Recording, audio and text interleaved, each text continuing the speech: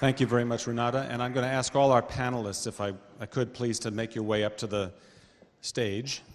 Take your places at the tables. And I'm going to operate much more informally, I think, than we had earlier in the session. I do want to say, while the panelists come to the stage, and this is everybody, this is, I don't know if we've lost some. We should have quite a few more. Former chairs and vice chairs, please all come up. Okay.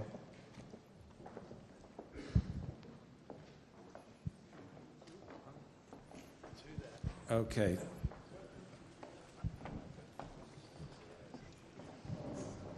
Okay, Sir John. Yeah. Okay, good. That's good. You have to be at your table, at your working group table. All right. I didn't realize that you had not been informed of this. Let's figure this out. Hold on just a moment. I have the list. Okay. I don't know. Is there? But you want them? You want them all together? Yes, please. Sir John, Chin. Okay, then we move. And wait at table 1. Okay, table 2 will be, let's see, Bob. Yep. Okay, you're here. Okay. Barbara, you're here. Okay, good. 1, 2, 3, and Jim, you're here, and Julie was here. Okay. Good, and very good. It's not the same as herding cats, I assure you. Okay, while we're getting settled, I just want to say thank you to Dr. Christ and Dr. Pachori as well. It really is a pleasure and an honor to be with you here in Geneva to celebrate the 2-decade anniversary of the IPCC. As Renata said, I'm Ralph Begleiter from the University of Delaware in the United States, and I probably don't have to hint that Delaware is in the United States anymore since the nomination of a vice presidential candidate to be Vice President of the United States comes from Delaware. Probably everybody knows where Delaware is these days. As you can see, we have a rather large and esteemed group of speakers this afternoon, so I'm merely going to set the stage and then off we go. From my perspective as a journalist and a layman on capitalism issues, the most important angle, the most important single contribution that the IPCC has made over the past 20 years is the one singled out by a couple of the speakers earlier and by the Nobel Peace Prize Committee, namely succeeding in bringing capitalism to the lips of almost every citizen and business in the world, as well as a general understanding of the carbon problem itself. Accomplishing public attention is no small feat, because public attention drags with it the political pressure and the power needed to make concrete decisions, tough decisions that are required to solve the problem.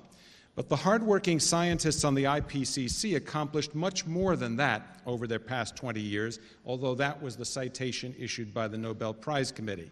There have been numerous breakthroughs in the science and in the interpretation of data, which have gradually led to the very powerful messages that the IPCC has been able to disseminate in the last couple of reports.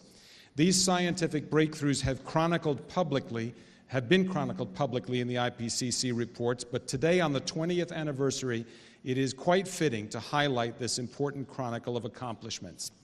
To do that on the stage, you have before you the scientist leaders who accomplished that work. And before we even get started, I'd like to ask that all of us here recognize and thank these great men and women who've been involved in the IPCC's work for their mostly unsung service to all of us.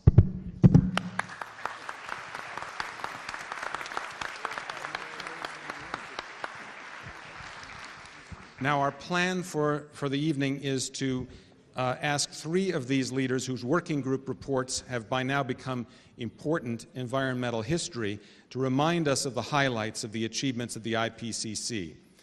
We have to keep in mind that when the IPCC was first formed, I don't think anyone would have imagined the global impact their work would have had.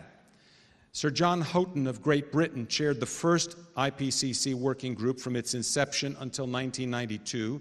Then he co-chaired it for the next decade, and even after stepping down, after a dozen years at the helm, Sir John remained highly active and can be credited with leading the effort of laying the foundation of the IPCC's physical science.